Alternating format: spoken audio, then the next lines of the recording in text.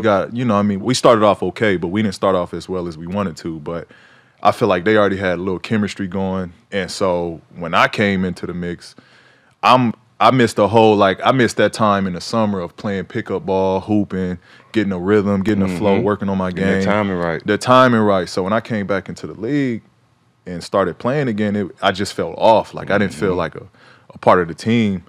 And then, you know, the way I was being used, I felt like I was, you know, Doc was trying to play me as like a Ray Allen or like a JJ Redick, like all pin downs, all like, I can do it, but that ain't my game. Right. Like, you know what I mean? I need some flow. I need some mixes of pick and rolls. I need some post-ups. All that. Just different touches, you know what I mean? And so it was just, you know, that last season was just hard overall. But I think for this year, everybody's starting off on a healthy page. We're starting off on the same page. Me and Kawhi going to get some time together working out.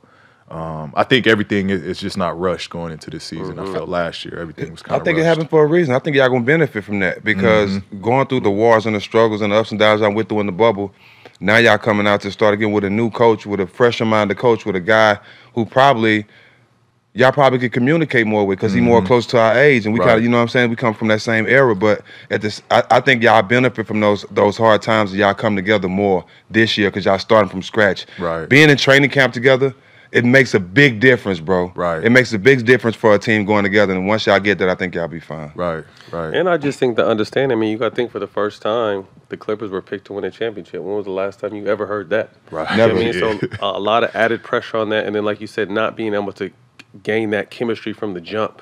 And people can say what they want. Chemistry is the key to winning championships. I don't give a fuck what nobody says.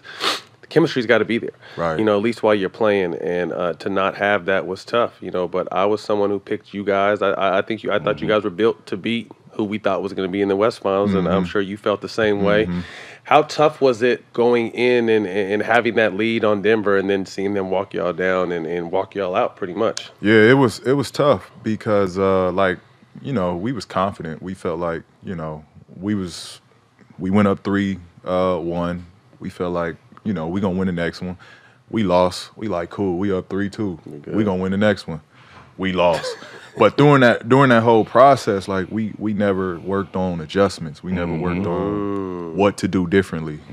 We just literally having the same shit happen over and over again. So it started to play a trick on you. Like, man, like what's going on? Like, you know what I mean? We talking amongst each other. Like the conversations is like, nah, we gonna be all right.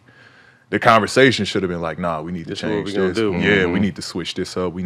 So we wasn't, like, at the end of the day, I don't think we deserved it. We wasn't prepared enough going into it. Just us making an adjustment standpoint.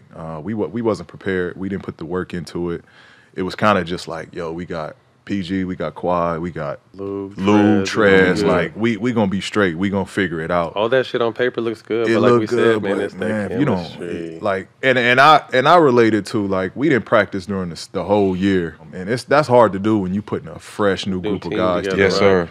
Because the problems you have during games, those shits can get ironed out in practice. You know what I mean? You're going to bump heads in practice, but you're going to come out of that practice like, better. Okay, I understand this dude. I know where he's coming from. When it happened during games, it's going to rub a little differently because hard to come back from that doing it. It's hard to come back from that, especially in the playoffs. The heat of the moment, yeah. Right. And you like, well, okay, that's what he on. So, all right, I got you. And that's just kind of how the team, you know what I mean? That's just kind of how we went about it after stuff started, you know, unfolding and unraveling. Game blank happened over and over again. It started to play a trick on you like, man, what's going on? So they run it back, obviously, with Paul, with Kawhi, with a coach that I think a lot of people would have loved to have hired this offseason. I know you said they made no moves, but considering Key has always said, and you've said even just weeks ago, before the Lakers made all the moves, you still would like to see the Lakers run through somebody like the Clippers with the way that they have ascended. Where do you see LA right now within hearing these particular comments, knowing the guy that was in charge of these, the lack of adjustments, he's out? Well, I mean, we talked about that. He remember when we were going through this whole thing about the Clippers, and I was like, man, this feels like a coup. It feels like somebody internally just didn't want Doc Rivers to be there, right? We were wondering, you know, Look, whenever a guy like Doc Rivers is removed from a team, regardless if they didn't meet expectations, that's coming from the best players to a degree, right? I mean, Steve Ballmer can say, hey, I want to fire Doc Rivers, but at the end of the day, Steve Ballmer has to consult, not that he has to consult, that's the wrong choice of word. He has to communicate that to Kawhi Leonard, Paul George, if those guys are your best players and they own the keys to your franchise. That's why I said, it's because of them that he's no longer there too. And Paul George is just kind of reiterating that by saying, hey, they're trying to use me like a Ray Allen. They're trying to use me like a JJ Redick, pin downs, coming off screens. His game is way more diverse than that. You can use him, back against the basket, posting up in pick and roll scenarios because he can do that all. The question is, though, losing Montrezl Harrell really hurts them. And they just didn't add anything in free agency, and I think that hurts them ultimately. Let me ask you this, Jason. Why say something now that Doc Rivers is gone? Because he is gone. Why not address it at the time that it's happening with Doc Rivers at halftime and stuff like that? Why not address it then? That's why we were talking about this before, Key, where I was like, man, I wish a guy like CP3 was on this team. Mm-hmm. Because, and I don't know this for a fact, maybe it was addressed, but Kawhi doesn't really talk a lot, right? That's never been his thing. He hasn't been as communicative. He's a quiet leader. What I've seen by Paul, what he said in this whole thing is that, hey, we were up 3-1, then we lost, it was 3-2, and we're like, all right, we'll be fine. Then it was 3-3, we're like, all right, we'll be fine, we still won one game. And it was, all of a sudden, well, we need to make some changes. Somebody in the locker room needs to be like, no, Doc, we need to make changes. Somebody needs to stand up and say that, and I think ultimately their lack of leadership and nobody to address that with Doc is ultimately what led to their demise. So when you're up 3-1 and a team runs off 3 straight victories to get you, in that entire stretch, you mean to tell me that the coaching staff, as well as Patrick Beverly, I'll just use him as an example, didn't address the lack of adjustments? Is that and I didn't play, I've never been in an NBA locker room as a player, so I don't know how that would go over. I know in an NFL locker room, if the adjustments aren't being made, we're certainly going to let the coaches know, like, yo, this dude is playing me this way. We need to go to this. This ain't working. What are y'all doing? And so hearing you or listening to Paul George talk about the lack of adjustments from a veteran coach who's won a championship and veteran players that are on teams and guys like Sam Cassell who's on the bench and Ty Lue who's there, just let that just go?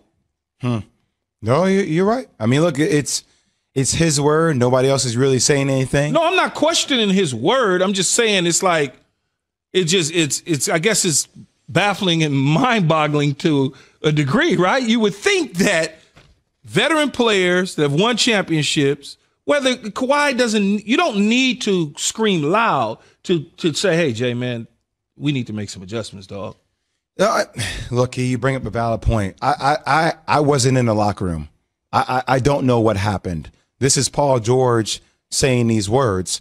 I would find it shocking that a guy like Doc Rivers, Ty Lue, Sam Cassell wouldn't make those adjustments. Yeah, or even be able to see why we are losing these games or why the first half is going one way or the third quarter is going one way and not be able to make the adjustments. But there was a part of what Paul George said, though, that I got because we all felt this way. And if we felt this way, I'm sure internally inside their organization, they felt this way. You didn't think Denver was really going to beat the Clippers. No, I didn't. Right? Nobody thought that. You're like, all right, it's a matter of time before Kawhi turns it on. It's a matter of time before PG. Oh, Lou Will, he dropping buckets on people. Montrezl, it's a matter of time. So I think that was maybe also a part of the problem, that they never thought it could actually happen. They didn't have that sense of urgency. They didn't have that dog in them as much as they thought they did. But when it gets to 3-2, it's I'm right. I mean, it should be. You would think. Yeah, it should be like like, wait a minute, man, this ain't right.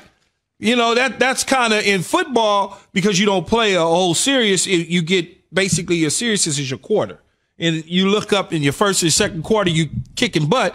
Your third quarter comes, somebody making a comeback. Now all of a sudden you go, yo, we need to change this in the fourth quarter. All I'm going to say is every time Kawhi Leonard has won a championship, He's been the guy that got finals MVP multiple times, but he hasn't been the leader of the team.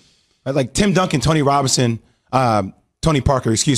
leaders of the San Antonio Spurs. That would be a good player, Tony Robinson. Leader. He was a guy I actually competed against in high school. He went to UConn and I didn't. Anyway, funny how you remember things like that. T. Robinson, respect to you. But he wasn't the guy in San Antonio, right? Like leadership-wise, that was Tony Parker, Manu Ginobili, Tim Duncan.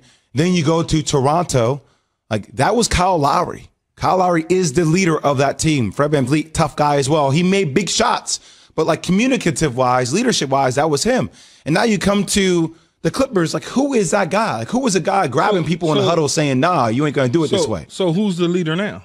That's always been a question. That's why I thought they needed a guy like CP3. I still don't know who the leader of the Clippers are right now. Is the voice... scratch that. Ty Lue. Scratch that. Is the leader Ty Lue and the voice Ty Lue now?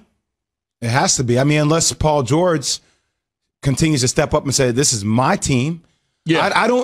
I don't know, understanding personality traits, who the leader is in the locker room. I see how Pat Bev talks to everybody, but I don't know. Does he lead them? He annoys me. I like him. Well, that's what I'm saying. Like, I know Dame leads the Portland Trailblazers. I know LeBron leads the Lakers. I know Jamal Murray and Jokic lead the Denver Nuggets. I don't know who leads the Los Angeles Clippers. I would love to play with Patrick Beverly, just not against him, because he would make me mad. Two quick things I would just mention just from the fan perspective. I would never think it would be Paul George's team as long as Kawhi Leonard is on the roster. That's just from a fan perspective. And also, this is a Waterloo season for the Clippers. Remember, if this thing doesn't work out, it doesn't blow up, these guys can just walk out the door, and everything the Clippers did to acquire these two guys, it could be over at the end of next season. You say that because Kawhi Leonard's the best player. Indeed. Right? The best player always isn't the leader. Fair enough. But the top players, though, like LeBron is the leader. Dame is the leader. Like certain other guys are the leader. I'm not sure. I think that's still a question mark about Kawhi. Very fair. Kawhi could join the Lakers, man. We ain't, we'll take him. Keys tampering. Unbelievable. Sure. It's unbelievable. All right. So